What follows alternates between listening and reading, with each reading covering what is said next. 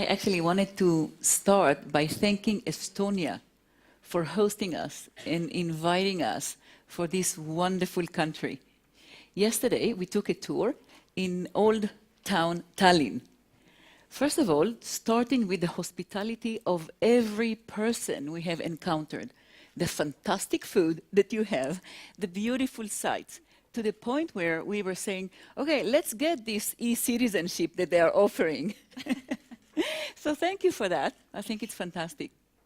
Also, thank you for the organizers for thinking about IKEA as participating in this panel. I know that, Crystal, you were asking why IKEA or IKEA Group in this panel. Well, IKEA is highly committed to diversity and inclusion. And if I can build a little bit on what Aviva was saying, but also Albert, for us it's well beyond diversity. So diversity is about the numbers, is bringing people from different backgrounds to work together. But that's not the issue for us. The issue is more on inclusion. How do we create this culture actually that actually gives space for everybody to show who they are and to show their uniqueness so that we are rich indeed. And today I can say proudly that 10 out of the 19 countries that offer the diversity charter, our countries have already signed. And I can promise you more of our countries will sign this diversity charter because it's truly part of who we are. So for those of you who don't know, IKEA is very much values-driven company. We are purpose-led and we have a fantastic vision to create a better everyday life for the many people. And this vision guides and inspires us. It's people's dreams and wishes is actually at the heart of everything that we do at IKEA. And having a vision like this gives us a lot of opportunities. But at the same time, it also gives us a responsibility to take an active role in society beyond our business. We want to improve the majority of people's lives and all of those people that touch our business. So that is our coworkers, our customers, our suppliers, and the society at large. So we better take an active role. And since we do live in this time of turbulence in so many countries in the world, and we have this trend of being less liberal in the world, we feel a greater sense of responsibility as a business, which is what you have talked about, Mario, as well, of we need to lead. Leading with our values, taking a stand for human rights in society, and becoming a positive force and helping create this change. If you look at our human resource idea, it is very much founded on our belief in people. We have a statement, we believe in people. And we are very committed to creating this culture where human rights and equality are respected and they are actually expected. And we also have a culture that does not tolerate discrimination of any form.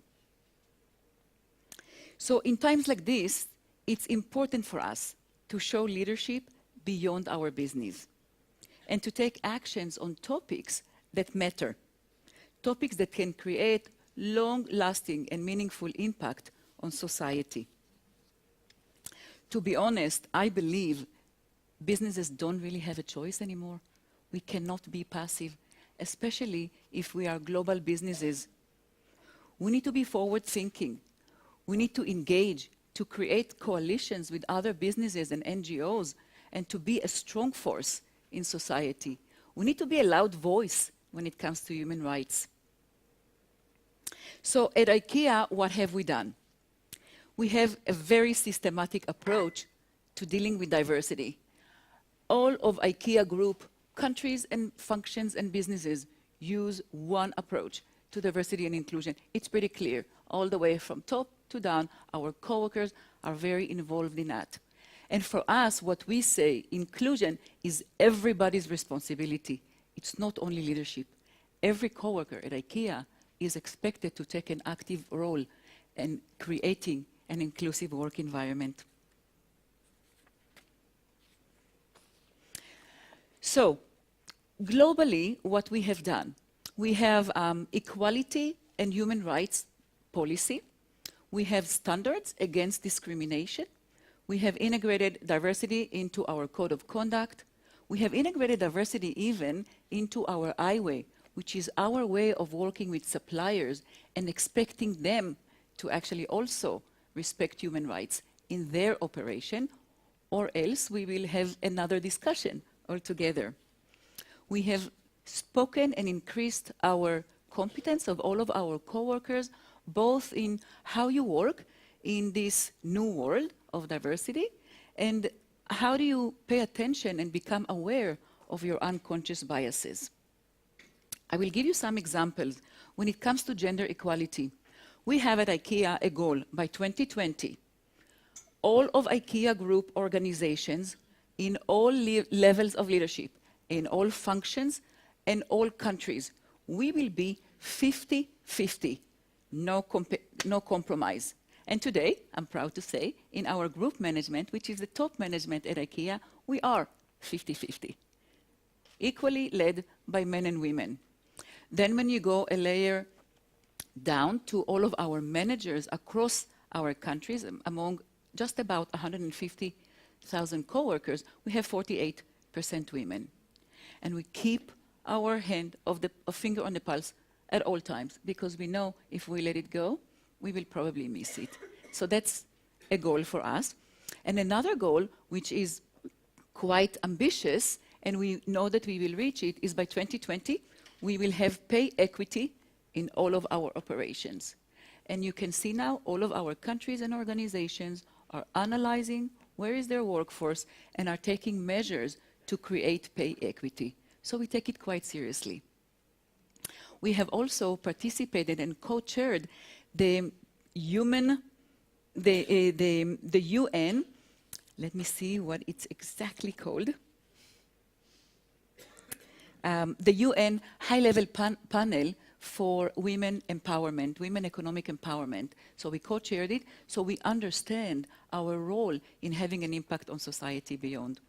And I have a lot of examples of what are the initiatives then every one of our countries and organizations are taking, so that they take actions that are relevant to where they are coming from. If it's IT, if it's the different countries in Asia versus Europe, North Europe, Eastern Europe, South of Europe, North America, we have actions that are taken by every one of our countries to actually reach the goal of gender equality. Then when it comes to other dimensions of diversity, and we are dealing with quite a few dimensions of diversity, sexual orientation is another really good example in IKEA, because we have now launched a very comprehensive approach to LGBT plus inclusion. And it's really pretty clear that IKEA, no matter what country we operate in, no matter what is the legal requirement in the country, what is the social and political environment, at IKEA environment, we expect LGBT plus inclusion, no discrimination, treating people equally regardless of their sexual orientation or gender identity. We have several events that we celebrate around the world to really amplify it, like Idaho International Day Against Homophobia and Transphobia. We have the Coming Out Day. We have the quite a few events celebrating equality when it comes to sexual orientation.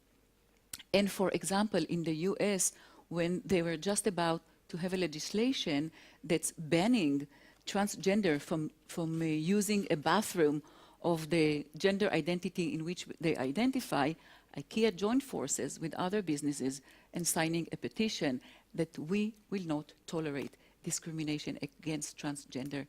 So we take our role in helping society be advanced and liberal, and protecting human rights is very important for us at IKEA. So if I may summarize, as a global company, being clear and firm about our point of view about human rights is quite important to us, and now it matters more than any other time in our history. And to be honest, our coworkers and our customers expect that from us. It's no longer an option for us. So we need businesses to lead this change in society. We want to collaborate with other businesses and with NGOs, and to be a strong force in society for this cause of human rights and equality. Thank you. Thank you.